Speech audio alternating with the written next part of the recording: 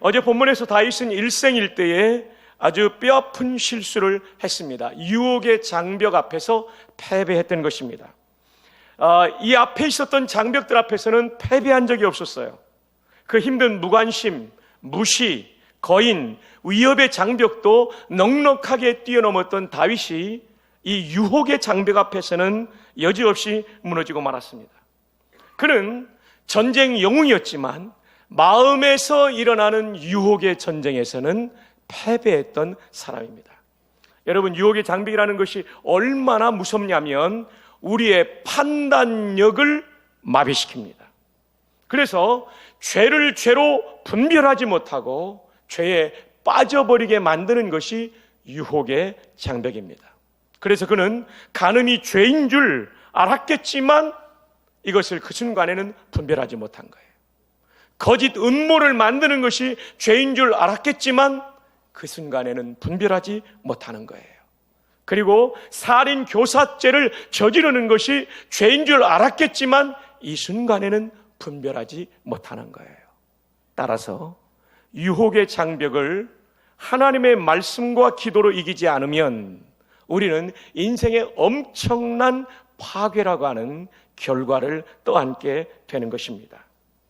다시 한번 우리의 마음속에 말씀으로 깨어 있어서 영적인 공격을, 유혹이라는 공격을 분별할 수 있는 은혜가 우리 모두 가운데 있기를 주님의 이름으로 축복합니다. 오늘 말씀은요, 어제 말씀의 연장선상에 있어요. 그 유혹으로 말미암아 무너진 결과가 오늘의 말씀에 나오기 때문에 연장선에 있습니다. 자, 오늘은 인생의 장벽을 뛰어넘어라 제6화 슬픔의 장벽을 뛰어넘어라 입니다. 오늘 본문은 방대한 내용입니다. 제가 어제 왜 교회에서 잤냐면요, 이 본문이 너무 길다 보니까요 준비하는 게 안 끝나는 거예요. 할 수 없이 집에 못 갔습니다. 왜냐하면 며칠 전에 제가 이보다 더 긴 본문을 가지고 다룰 때 좀 이렇게 간추려서 전하지 못해가지고 마음이 좀 여러분에게 송구했어요. 이 위협의 장벽을 뛰어넘으라가 본문이 굉장히 길었거든요. 열 몇 장이었는데, 그래가지고 이 마지막 새벽에 헤매가지고는 안 되겠다. 그래서 제가 교회에서 자버렸습니다. 저 잘했죠? 자, 이 방대한 내용 자칫하면 산만할 수 있기 때문에 세 가지 질문을 던지면서 압축해 드리도록 하겠습니다. 첫 번째 질문은 이 슬픔의 장벽은 도대체 내용이 무엇이는가? 두 번째, 이 슬픔의 장벽은 왜 다윗 앞에 세워졌는가? 세 번째 질문은 이 슬픔의 장벽을 다윗은 어떻게 뛰어넘었는가? 이 세 가지 질문을 던진다면 이 긴 한 6, 7장의 본문을 우리가 잘 간추려서 깨달을 수 있겠습니다. 자, 첫 번째, 이 슬픔의 장벽은 어떤 내용이었을까요? 그것은 아들의 반란이었습니다. 압살롬이라고 하는 아들의 반란. 그는 이전에 아버지 앞에 큰 죄를 짓고 용서받았던 사람이 바로 압살롬입니다. 다른 것이 아니라 자기 친여동생을 간음한 친형 암논을, 배다른 형이긴 하지만 암논을 쳐 죽였어요. 이 정말 엄청난 죄를 저지른 거죠. 왕자가 왕자를 죽인 거예요. 셋째 아들이 첫째 아들을 죽인 거예요. 그는 분노를 참지 못하는 사람이었습니다. 참지 못하는 정도로 끝나는 것이 아니라 아주 파괴적으로 사람의 인명을 해치는 사람, 이 사람이 압살롬이었습니다. 그런데 아버지한테 용서를 받았는데 지금 엄청난 죄를 또 하나 짓고 있는 거예요. 이 사람은요, 이스라엘의 남자들 가운데 최고의 미남이었습니다. 근데 문제는 뭐냐면 외모는 좋았는데 마음의 세계에 분노를 절제하지 못하는 약점을 가진 사람이었습니다. 여러분, 분노를 절제하지 못하는 사람은 결정적인 순간에 마귀에게 이용당하게 됩니다. 에베소 4장 26절과 27절 두 절의 말씀을 우리 함께 읽어요. 시작. 분을 내어도 죄를 짓지 말며 해가 지도록 분을 품지 말고 마귀에게 틈을 주지 말라. 여러분, 분노가 얼마나 위험한 거냐면 마귀의 공격 여지를 주어서 마귀 때문에 내가 인생이 무너질 수 있는 그것이 바로 분노예요. 이 분노를 통제하지 못했던 압살롬은 여동생 다말을 강간한 형 암논을 쳐 죽였습니다. 암논도 잘못했지만 압살롬은 더 잘못했습니다. 암논을 죽인 일로 온 다윗의 왕국에는 슬픔이 뒤덮여 버렸습니다. 자, 사무엘하 13장 36절 제가 있습니다. 말을 마치자 이 암논의 죽음의 소식을 들었다는 얘기입니다. 왕자들이 이르러 소리를 높여 통곡하니, 왕자들뿐이 아닙니다. 그 다음 왕과 그의 모든 신하들도 심히 통곡하니라. 압살롬이요, 왕궁 전체에 슬픔을 던져버린 그런 인물, 이 사람이 바로 압살롬이었습니다. 그는 더 이상 이스라엘 땅에 버틸 수 없기 때문에 도망갑니다. 이스라엘 북쪽에 가면 지금도 시리아가 있는데, 지금은 하나의 큰 나라지만 이 다윗의 시대에는 그 나라 가운데 작은 나라 하나가 그술이 있습니다. 이 그술로 도망가요. 왜냐하면 이 그술은 어머니의 나라였거든요. 이 다윗의 부인 가운데 마아가라는 부인은 그술 왕의 딸이었어요. 그래서 할아버지의 나라로 도망가게 되죠. 그는 거기서 3년 동안 피해 지냅니다. 그런데 다윗 왕이 아무리 못된 짓을 저질렀지만 아들이기 때문에 이 아들을 보고 싶어 합니다. 그래서 사무엘하 14장에 보면 이 마음을 읽은 장군 요압이 이 압살롬을 불러들여서 다윗과 화해하게 만들죠. 옛날에는 성문에서 재판이 이루어졌는데 사람들이 오면은요, 압살롬이 나가서 너 정말 네가 잘했는데 그 사람 때문에 피해를 입었구나, 일단 이 찾아온 사람을 편들어 줍니다. 그러면서 말하기를, 우리 왕이신 우리 아버지가 너의 송사를 들어줄 사람을 세우지 않았는데 내가 너를 위해서 좋은 판결을 내주겠다. 이 참 마음을 빼앗아가는 거죠. 4절 우리 함께 읽어요. 시작. 또 압살롬이 이르되 내가 이 땅에서 재판관이 되고 누구든지 송사나 재판할 일이 있어 내게로 오는 자에게 내가 정의 베풀기를 원하노라 하고, 5절 제가 있습니다. 사람이 가까이 와서 그에게 절하려 하면 압살롬이 손을 펴서, 여러분 왕자가 이런 얘기를 하니까 사람들이 고마워서 이 왕자에게 절하려고 하면 압살롬이 손을 펴서 그 사람을 붙들고 그에게 어떻게 했다고요? 입을 맞추니. 세상에 이스라엘 사람들이 얼마나 감동을 받았겠어요. 왕자가 나에 대하여 관심을 갖고 내가 고마움을 표현하면요, 나에게 다가와가지고 일으켜 세워주고 나에게 입맞춤을 해주는 거예요. 이 얼마나 감동을 받았겠어요. 근데 이것은 다 의도적인 것이었습니다. 6절 이스라엘 무리 중에 왕께 재판을 청하러 오는 자들마다 압살롬의 행함이 이와 같아서 이스라엘 사람의 마음을 압살롬이 어떻게 했다고요? 훔치니라. 몇 년 동안 이 일을 한 줄 압니까? 7절에 보면 나옵니다. 4년 만에 4년 동안 이스라엘 국민들의 마음을 압살롬이 훔친 겁니다. 얼마나 치밀하게 압살롬의 반역이 준비되었는지 모릅니다. 1년이 아닙니다. 2년이 아닙니다. 4년 동안 끈질기게 압살롬은 반역을 주도했고 준비했고 그 일을 위하여 민심을 얻어가고 있었던 것이죠. 아주 무서운 사람입니다. 우리가 범죄하면 하나님이 반드시 말씀을 통해서 책망하십니다. 근데 이 말씀을 듣고 다윗처럼 회개하면 하나님이 용서해 주세요. 그리고 영적인 회복이 일어나요. 근데 뭐는 남아있냐면요, 징계는 남아있어요. 근데 범죄하였을 때 하나님의 책망을 듣고 회개하지 않으면 어떻게 되냐면 영적으로 완전히 파괴됩니다. 그리고 보통 징계가 아니라 심판 수준의 징계. 우리는 예수 그리스도의 보배로운 피로 말미암아 용서받았기 때문에 심판받고 지옥 가지는 않아요. 우리가 예수를 믿고 죄 짓는다고 해서 우리 구원이 없어지는 건 아니에요. 그러나 아주 혹독한 심판 수준의 징계, 심지어는 목숨을 거두어가기도 하십니다. 다윗의 경우는 첫 번째 거였어요. 그는 회개했어요. 그러나 하나님의 징계는 남아있는 것이죠. 사랑하는 여러분, 우리가 함부로 죄 짓지 말아야 될 이유가 바로 여기에 있습니다. 다윗에게 왜 이 슬픔의 장벽이 높이 세워져 있습니까? 다윗의 죄에 대한 하나님의 징계입니다. 한순간의 성적인 쾌락을 누리려다가 순간의 쾌락이 이런 징계를 낳는 거예요. 그러니까 죄 짓는 것을 무서워해야 돼요. 그리고 이 죄를 은폐하려고 무흠한 사람, 죄 없는 사람을 전쟁터로 내몰아 죽여버린 이 범죄가 이 징계를 낳는 거예요. 이 뼈저린 슬픔, 아들의 반역, 내 아내들이 이렇게 당하는 일들, 이게 다 죄의 징계예요. 한순간의 쾌락의 대가치고는 너무나 무겁지 않습니까? 그러므로 우리는 하나님 앞에 바로 살아야 돼요. 다시 한번 사무엘하 12장 10절을 읽어볼까요? 이제 내가 나를 업신여기고, 이 죄 짓는 게 하나님 업신여기는 거예요. 햇사람 우리아의 아내를 빼앗아 내 아내로 삼았은즉 칼이 내 집에서 영원토록 떠나지 아니하리라. 우리는요, 회개하면 용서하신다는 사실에 근거해서 죄 짓는 것을 가볍게 넘기는 경향이 있어요. 그러나 그렇지 않습니다. 용서는 하셔도 심판은 하지 않지만 징계는 하십니다. 다시 말씀드립니다. 우리가 죄를 짓는다고 구원이 없어지는 것은 아닙니다. 그러나 징계가 있다는 것을 여러분 꼭 잊지 마시기를 바랍니다.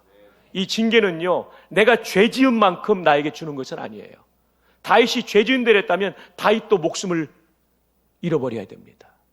그러나 다윗의 목숨은 붙잡아 주셨지만 그를 징계하세요. 징계의 목적을 좀 볼까요? 히브리서 12장 6절.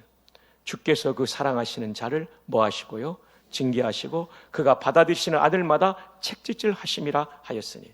히브리서 12장 8절. 징계는 다 받는 것이거늘 너희에게 없으면 사생자여 뭐가 아니라고요? 친아들이 아니니라. 자기 아들이 아니면 징계에 매를 안 되죠. 하나님도 그렇다는 얘기예요. 히브리서 12장 10절 징계의 목적이 나옵니다. 자, 눈을 뜨고 다 함께 한번 크게 읽어요. 시작. 그들은 잠시 자기의 뜻대로 우리를 징계하였거니와 오직 하나님은 우리의 유익을 위하여 그의 거룩하심에 참여하게 하시느니라. 아멘. 육신의 아버지도 우리를 위해서 징계하는데요, 하나님은 우리의 유익을 위하여 그의 거룩하심에 참여하게 하시느니라. 이 징계를 통해서 다시는 이런 죄를 짓지 못하도록 하나님이 우리를 징계하시는 거예요. 사랑하는 여러분, 오늘 말씀을 통하여 우리가 꼭 기억해야 될 거 있습니다. 죄를 짓고 회개하면 용서받지만 징계는 남아있습니다. 한번 따라합시다. 죄를 짓고 회개하면 용서는 받지만 징계는 남아있다. 자, 앞부분의 설명이 계속 제가 쭉 나왔기 때문에 몇 분이 졸았을 거예요, 분명히요. 그래서 우리가 깨워야 될 역사적 사명이 있습니다. 하이파이브 하면서 회개에도 징계는 남아있습니다. 하이파이브 하면서 우리 깨우쳐 줍시다. 시작. 회개에도 징계는 남아있습니다. 회개에도 징계는 남아있습니다. 정말 이거 우리가 이 말씀을 통해서 배워야 돼요. 이거 배워야 돼요. 여러분, 특별한 범죄의 사실이 없이 슬픔이 내게 다가올 수도 있지만 내가 지은 죄 때문에 하나님께서 징계의 차원으로 이런 슬픔을 나에게 줄 수 있다는 거 빼먹으면 안 됩니다. 모든 슬픔을 죄 때문으로 몰아가는 것도 성경을 제대로 이해하지 못하는 겁니다. 그러나 모든 슬픔이 죄와는 상관없이 그냥 온 것이라고, 훈련의 차원이라고 말하는 것도 성경을 오해한 것입니다. 오늘 성경이 분명히 말합니다. 죄 때문에 하나님이 징계할 수 있고 이로 말미암아 슬픔의 장벽이 내 앞에 드리워질 수 있다. 사랑하는 이 새벽에 나온 존귀한 성도 여러분, 우리의 삶에 죄를 짓는 것을 두려워할 줄 아는 성도들이 되기를 바랍니다. 하나님 앞에 거룩을 추구하십시오. 징계의 목표는 거룩입니다. 성도답게 사는 것입니다. 하나님 백성답게 사는 것이 목표입니다. 우리가 두 번째 질문에 대한 답을 찾았습니다. 슬픔의 이유, 그것은 죄 때문입니다. 자, 그러면 마지막 세 번째, 다윗은 이 슬픔의 장벽을 어떻게 뛰어넘었는가? 첫째는 하나님의 주권에 자신의 인생을 맡겼습니다. 그가 예루살렘을 떠나 피난길에 오를 때 처음에 이 초기입니다. 제사장들이 따라왔어요. 다윗을 좋아하니까 언약궤를 메고 함께 가자고 할 때 다윗은 말합니다. 언약궤는 성전에 있어야 된다고. 그리고 내가 다시 돌아올 수 있을 때 하나님이 허락하신다면 당신들을 만나겠다고 말해요. 자, 그때 이 다윗의 말을 한번 들어볼까요? 사무엘하 15장 25절. 왕이 사독에게 이르되, 제사장입니다. 보라, 하나님의 궤를 성읍으로 도로 메어가라. 만일 내가 여호와 앞에서 은혜를 입으면 도로 나를 인도하사 내게 그 궤와 그 계신들을 보이시리라. 하나님께서 은혜를 주시면 돌아올 수 있다, 환공할 것이다 라고 말하죠. 그 다음에 26절. 그러나 그가 이와 같이 말씀하시기를 내가 너를 기뻐하지 아니한다 하시면 종이 여기 있사오니. 자기를 종이라고 가리켜. 하나님의 주인이에요. 선히 여기시는 대로 내게 행하시옵소서. 하나님이 나를 기뻐하지 않으시면 내가 영영 예루살렘으로 환궁하지 못한다 할지라도 나는 아무런 이의를 제기하지 않겠습니다. 여러분, 이게 쉬운 게 아닙니다. 지금 목숨이 경각에 달리고 그리고 이제 모든 것을 잃어버리는 이 쿠데타를 맞이한 왕의 입에서 이런 하나님의 주권에 대한 신앙 고백이 쉽지 않아요. 근데요, 이것이 이 슬픔의 장벽을 뛰어넘는 근거가 된 것이에요. 제사장이요, 나는 그저 이 시간 하나님의 처분만을 기다릴 뿐입니다. 하나님께서 은혜를 베풀어 주시면 예루살렘 성으로 환궁하겠지만 그렇지 않으실지라도 나는 아무런 이의를 제기하지 않겠습니다. 이게요, 이 슬픔의 장벽을 뛰어넘는 거예요. 왜? 하나님이 보실 때 다윗이 얼마나 귀했겠어요. 지금 쿠데타가 일어나서 도망가는 상황입니다. 예루살렘 성을 빠져나가는 상황입니다. 이 경각의 상황에, 이 어려움의 상황에 하나님이 내 인생의 주권자가 되시고 나는 그분의 처분만을 기다립니다. 이게 이 슬픔의 장벽을 뛰어넘는 근거가 되는 거예요. 또 하나 볼까요? 하나님의 주권 신앙. 시므이가 다윗을 저주할 때 휘하의 장군들이 시므이의 목을 베겠다라고 말했습니다. 이때 다윗의 얘기를 들어보십시오. 사무엘하 16장 10절, 왕이 이르되 수르야의 아들들아, 요압과 아비새를 말하는 거죠. 내가 너희와 무슨 상관이 있느냐? 그가 저주하는 것은 여호와께서 그에게 다윗을 저주하라 하시미니 네가 어찌 그리하였느냐 할 자가 누구겠느냐? 하나님 허락하지 않으시면 저 시므이가 나 저주하지 못한다는 거예요. 11절 여러분 시작. 또 다윗이 아비새와 모든 신하들에게 하물며 이 베냐민 사람이랴 여호와께서 그에게 명령하신 것이 그가 저주하게 버립니다. 장군들이여, 내 아들이 반역을 일으켰는데 저 사람이 나한테 저주하는 것 정도는 아무것도 아니다. 그리고 하나님이 허락하지 않았으면 저 사람이 어떻게 나를 저주할 수 있겠느냐. 대단하죠. 12절, 이게 중요합니다. 혹시 여호와께서 나의 원통함을 감찰하시리니, 내가 지금 시므이가 말하는 것처럼 한 사람은 아닌데 이 억울함을 지금 참고 있는 것을 하나님이 감찰하시리니 오늘 그 저주 때문에 여호와께서 손으로 내게 갚아 주시리라. 철저하게 하나님의 주권을 신뢰하고 있고 이 하나님의 주권 앞에 자신의 미래를 맡기고 있는 위탁의 모습을 보게 됩니다. 여러분, 이런 부분이요, 하나님을 감동시키는 것 같아요. 그 어려운 상황에도 하나님이 내 인생의 주권자이시며 내 인생의 미래는 하나님의 손에 달려 있습니다. 이 신앙이요, 하나님 마음의 기쁨이 되는 거예요. 오늘도 슬픔을 당한 분들이 계실 거예요. 인생의 어려움을 당한 분들이 계실 거예요. 오늘 새벽에 기도할 때도 이 기도를 우리가 드릴 수 있으면 좋을 것 같아요. 하나님, 내 인생의 주관자는 하나님이시며 하나님이 나의 왕이십니다. 하나님, 나를 긍휼히 여겨 주옵소서. 그 사람이 슬픔의 장벽을 뛰어넘게 되는 거예요. 두 번째로는 하나님께 기도했습니다. 아까 읽었지만 사무엘하 15장 32절입니다. 어떤 사람이 다윗에게 알리되 압살롬과 함께 모반한 자들 가운데 아히도벨이 있나이다. 이 얘기가 깜짝 놀랄만한 충격적인 일이죠. 아히도벨이, 그 전략가가 압살롬에게 붙었단 말이냐. 이건 진짜 어려운 상황이 된다는 거죠. 이 얘기를 듣자마자 이렇게 말합니다. 다윗이 이르되 여호와여 원하옵건대, 기도하는 내용이에요. 아히도벨의 모략을 어리석게 하옵소서. 나중에 이 기도가, 이 한 문장의 기도가 응답받습니다. 그래서 다윗이 살아나게 되죠. 여러분, 시편에는요, 다윗이 압살롬의 반역 때문에 지은 시가 10편이나 됩니다. 10편. 이게 비탄시들입니다. 모두가 하나님 앞에 호소하며 한탄하며 쓴 시들이에요. 근데 이 10편의 비탄시가 모두가 사실은 기도예요. 그러니까 여러분, 이 다윗이 이 슬픔의 장벽을 어떻게 뛰어나냐면 10편의 시, 10편의 기도를 통하여 뛰어넘은 줄로 믿습니다. 여러분, 기도가 어떤 유익이 있는지 압니까? 상황은 바뀌지 않았어요. 문제는 해결되지 않았어요. 슬픔의 장벽이 무너져 내린 것이 아닙니다. 그럼에도 불구하고 이미 이 장벽을 뛰어넘은 것처럼 마음에 확신이 오는 것입니다. 따라합시다. 이게 뭐냐면 따라합시다. 선취적 신앙. 미리 성취되었다라고 믿는 신앙이에요. 선취적 신앙. 미리 선자, 앞선자예요. 따라합시다. 선취적 신앙.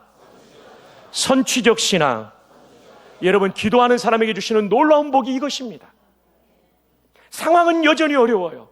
장벽은 아직도 있어요. 그런데 이 장벽을 이미 뛰어넘은 것 같은 믿음이, 확신이 내 마음속에 밀려오기 시작하는 것입니다. 오늘 새벽 기도하다가 우리의 마음속에 이 선취적 신앙이 확신으로 나에게 밀려오기를 바랍니다.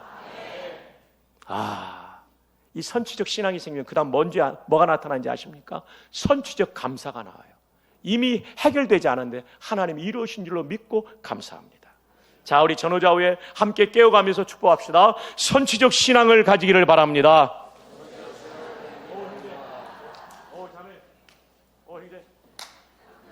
선취적 신앙. 이 본문의 소리가 배워야 될 굉장히 중요한 겁니다. 하나 더, 선취적 감사를 가지시기를 바랍니다. 하이파이브 시작. 선취적 감사를 가지시기를 바랍니다. 슬픔의 장벽 어떻게 뛰어넘습니까? 하나님 주권이시라. 그리고 기도입니다. 기도하다 보면 슬픔이 치유됩니다. 기도하다 보면 이 장벽을 뛰어넘을 것이라는 확신이 밀려와서 뛰어넘은 것과 똑같은 이런 마음의 담대함을 가지게 되는 거예요. 그러므로 우리 가운데 슬픔의 장벽뿐만 아니라 여러 가지 장벽 가운데 있는 여러분이요, 우리 인생의 주인이 하나님이심을 굳게 믿는 새벽 되기를 바랍니다. 그리고 오늘 정말 깊은 기도 가운데 하나님이 이 장벽을 뛰어넘게 하실 것이라는 확신이 나중에 문제 해결이 되어서가 아니라 기도하다가 내 마음속에 찾아오는 이 확신이 가득 차기를 주님의 이름으로 축복합니다. 자, 그럼 마지막으로 이렇게 하나님의 주권에 자기 생애를 맡기고 하나님께 기도했던 다윗에게 주어진 결과는 어떤 결과가 주어졌습니까? 반란의 주동자 두 사람이 죽음으로 반란이 진압됩니다. 그리고 다윗의 삶이 회복됩니다. 첫째, 아히도벨이 자살합니다. 여러분, 성경에 보면 아히도벨이 이런 지략을 냅니다. 오늘 밤에 당장 다윗을 급습해서 다윗을 죽이고 그리고 그들을 완전히 정복하자라는 제안을 냅니다. 사실 아히도벨의 지략대로 압살롬이 나갔다면 다윗은 끝장났을 거예요. 근데 후세가 말합니다. 이 사람은 다윗의 친구로서 거짓 위장 투항을 해서 압살롬의 이 지략을 바꾸는 역할을 했던 사람이에요. 하나님이 후세를 쓰세요. 후세가 말합니다. 지금 다윗왕과 그의 장군들은 화가 머리끝까지 치밀어 있고 그 사람은 전쟁터에서 잔뼈가 굵은 분이기 때문에 이미 다 대비하고 있기 때문에 그러면 안 되고 우리가 이스라엘 전체의 동원령을 내려서 전군 동원해서 쳐야 왕을 이길 수 있습니다. 이러면서 후세가 몰래 정보를 흘려서 요단강을 빨리 건너가도록 해줍니다. 근데 압살롬이요, 아히도벨의 지략을 따르지 않고 후세의 지략을 따라요. 그래서 다윗 왕을 하나님이 살려주시는 거예요. 기도하면 이렇게 하나님께서 관련자들의 마음을 움직여주시는 거예요. 이 얘기를 이런 결론이 나니까 아히도벨이 충격을 받습니다. 압살롬이 나를 신뢰하지 않는구나. 자존심의 상처를 입은 거예요. 그 다음에 두 번째, 이 사람은 통찰력을 가지고 있는 사람이기 때문에 압살롬의 쿠데타는 이제 성공할 수 없다 판단하고 자기 집에 돌아가 목매어 죽게 됩니다. 아히도벨의 죽음, 우리 한번 볼까요? 사무엘하 17장 23절 다 함께요. 시작. 나귀에게 안장을 지우고 일어나 고향으로 돌아가 자기 집에 이르러 집을 정리하고 스스로 목매어 죽음에 그의 조상의 묘에 장사되니라. 압살롬의 쿠데타가 50% 꺾인 것입니다. 그 다음 둘째, 압살롬도 죽게 됩니다. 반란 진압작전 중에 전사하게 됩니다. 사무엘하 18장 14절입니다. 요압이 이르되 나는 너와 같이 지체할 수 없다 하고 손에 작은 창 셋을 가지고 가서 상수리 나무 가운데서 아직 살아있는 압살롬의 뭐를 찔렀다고요? 심장을 찔렀어요. 심장 찌르면요, 가만히 놔두면 죽는 거예요. 근데요, 이렇게 되지 않아요. 15절, 요압의 무기를 든 청년 10명이, 무기를 든 청년은 가장 가까운 경호 팀이겠죠. 청년 10명이 압살롬을 에워싸고 쳐 죽이니라. 죽어가고 있는 압살롬을요, 아주 비참하게 죽여버려요. 참 얼마나 슬픕니까? 왕자가 이렇게 죽는 거예요. 왕의 아들이. 이로써 압살롬의 반란은 진압되었습니다. 그리고 다윗은 슬픔의 장벽을 뛰어넘습니다. 넘긴 넘어도 아들의 죽음이라는 또 다른 슬픔이 이 사람 마음속에 남아있었던 거죠. 그러나 어쨌든 인간적인 감상주의와 자기의 분노로 처리했다면 뛰어넘을 수 없었던 슬픔의 장벽을, 압살롬의 반역을 이제 이 다윗은 뛰어넘습니다. 그는 하나님의 주권에 자신의 미래를 맡기고 기도함으로써 이 슬픔의 장벽을 뛰어넘었습니다. 자, 이제 말씀을 맺습니다. 우리도 이런 슬픔의 장벽을 만날 때 감상주의에 빠져 우울하고 자포자기하고 싶은 마음에 빠져 있으면 이겨낼 수 없습니다. 우리의 생의 주관자가 하나님이심을 믿고 내 인생의 미래를 하나님께 맡기는 믿음을 가지시기를 바랍니다. 두 번째, 이 슬픔의 장벽 앞에서도 기도하면 하나님께서 후세를 통하여 도우듯이 수많은 사람을 붙여주시고 이 환경을 바꾸시고 마침내 이 슬픔의 장벽을 뛰어넘는 은혜를 베풀어 주실 것입니다. 오늘 기도하면서 그 은혜를 받고 선취적 신앙을 가지게 되는 우리 모두가 되기를 주님의 이름으로 축복합니다.